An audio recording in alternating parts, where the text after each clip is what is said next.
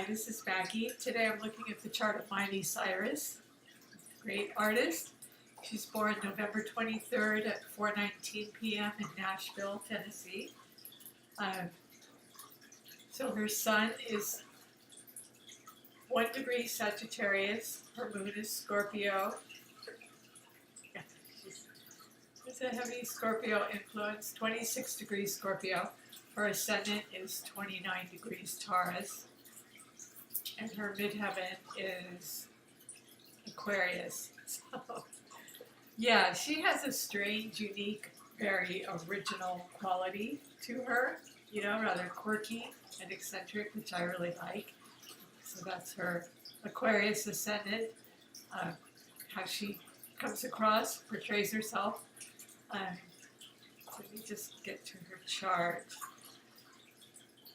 Yeah, so her ascendant is Taurus, and Taurus it's in the 12th house. Venus is the ruler of Taurus, so that would give her an extremely beautiful singing voice. Neptune's the ruler of the 12th house, so her artistry definitely comes out in her ascendant. It gives her a beautiful voice, sort of an ethereal quality to her voice. She has a beautiful vibrato, which she probably inherited. And her ascendant is 29 degrees. That's a critical degree. So, yeah, and Neptune is the ruler of the 12th house. So,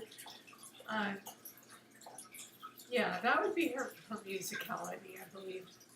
And her first house is Gemini. Gemini, the planet of communication. So she's probably a real chatterbox, loves to communicate, socialize, and, Mercury's the ruler of Gemini, and they're extremely social. One of their twins are the other side, sometimes not so much.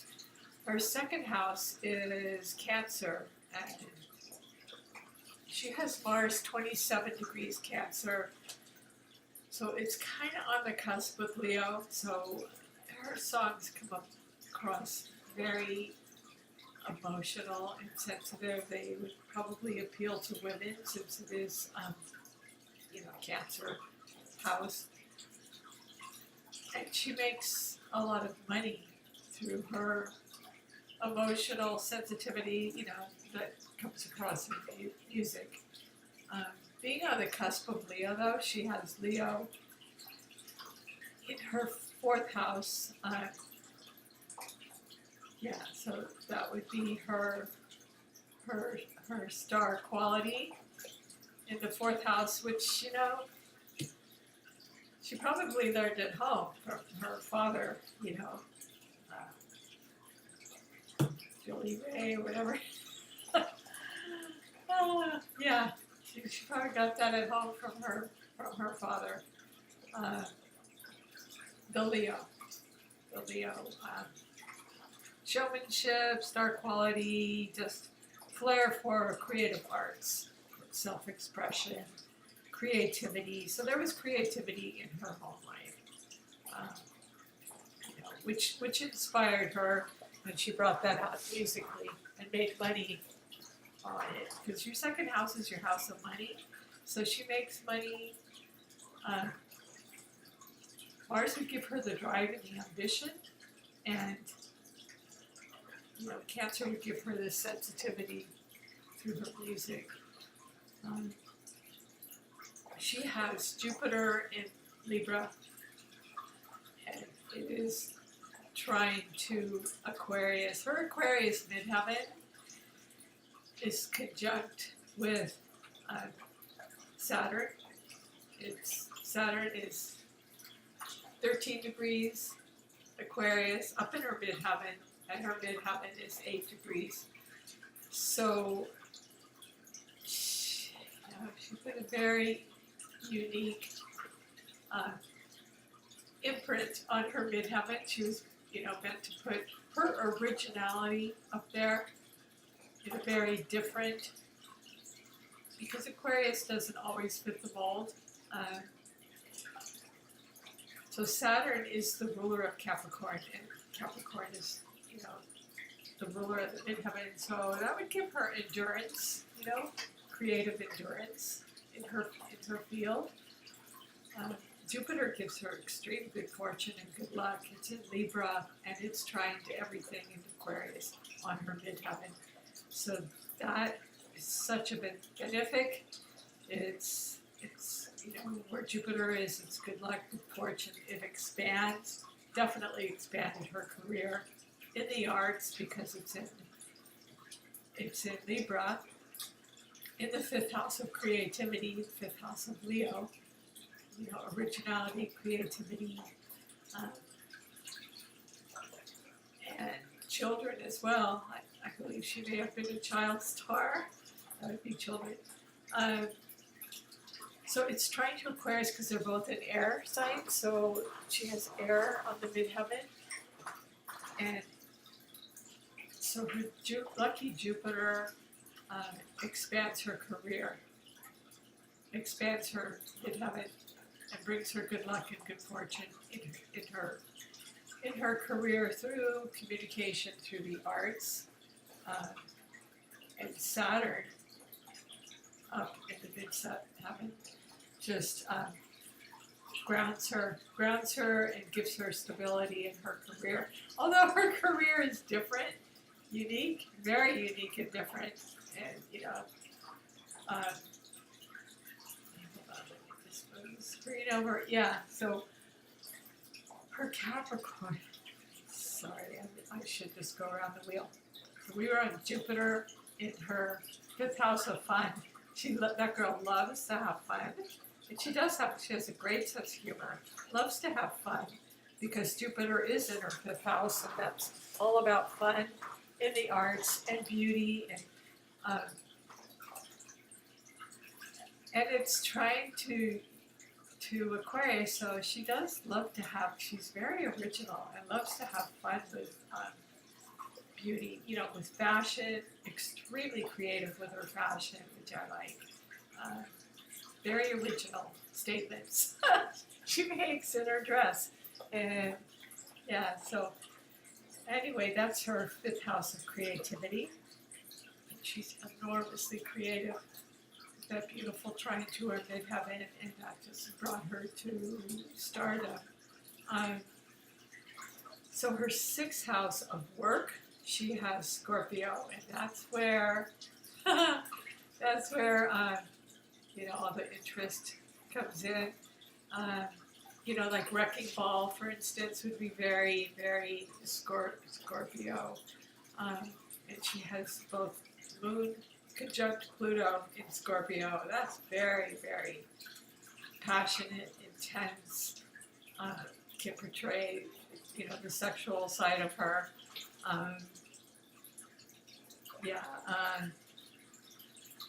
So yeah, Miley grew up, some people knew her as a child, or as a kid star, but so they didn't want Miley to grow up. But yeah, definitely her Scorpio side comes out in her work. So the moon is very emotional. She can go to great depth in her work and use her sensitivity and her emotional. I don't know if she's a songwriter, but I believe she is a singer-songwriter.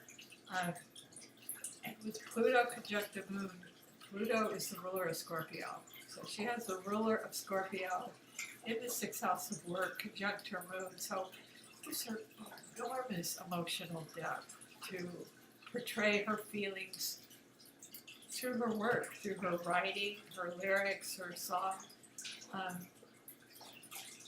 And she's able to bring that out on stage in her work life. And so it colors her very, very passionate, very strong, willful, fiery and watery at the same time. Her Mercury's 27 degrees, right on the cusp of Sagittarius and Scorpio. So, and her sun is Sagittarius. So, and her North Node is Sagittarius. So, and that's all in her 7th house of partnerships, of relationships rather. So she's extremely independent. Extremely independent. I believe her North Node as well is in partnership. So she, the North Node is what you strive for in this lifetime. She's an internationally acclaimed artist. Her North Node could be karmically tied to music somehow, maybe through her dad. It's possible, but she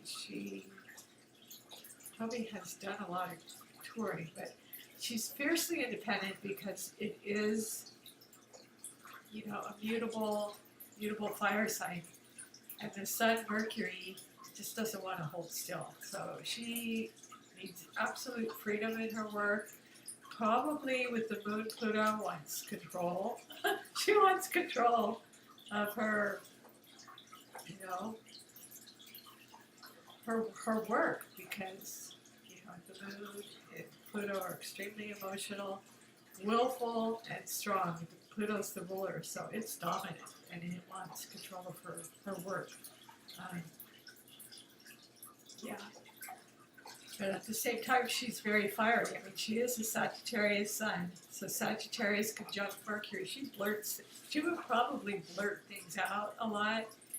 And in relationships, she's fated to have a lot of,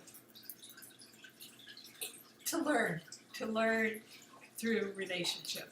And that could be any kind of relationship. It could be business partnerships, it could be,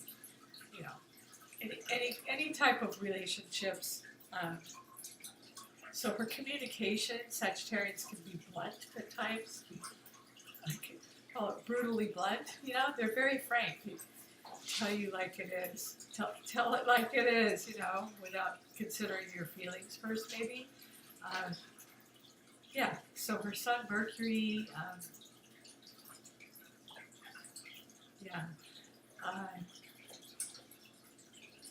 and the North Node, she learns the relationships through traveling to different cultures. Anyway, moving on to Capricorn in her 8th house of Scorpio. There's a Scorpio theme again.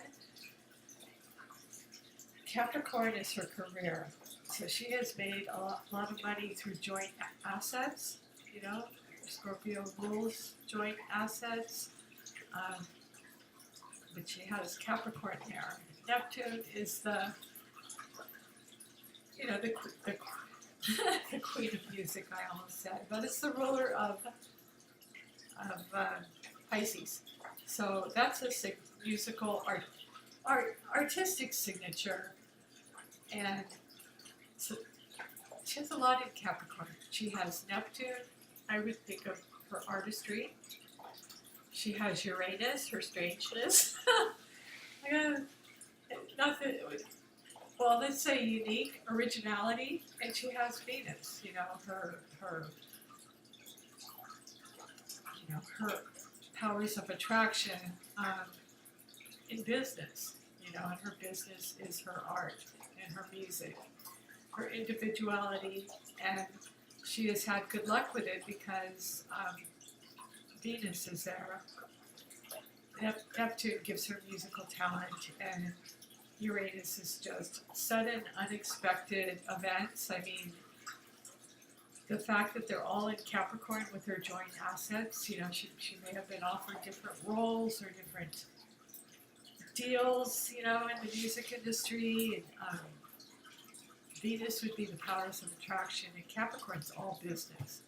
Capricorn is all business. So, she kind of has that all in her lap in a way, because it is a business sign of joint assets. So that's very helpful for her. And Neptune's very close to her midheaven as well, and that's certainly helped her because she has Saturn, the ruler of her midheaven. the ruler of Capricorn up in her midheaven. So you would look to her Capricorn house and it's loaded. It's just loaded. Yeah, so that's Miley's chart in a nutshell. Just a very, very brief overview. Yeah, there's a beautiful triangle between her Mars in Cancer, second house, to her Scorpio in the sixth house of her work. So she is very ambitious, sensitive, and emotional all at the same time in her work. She has some oppositions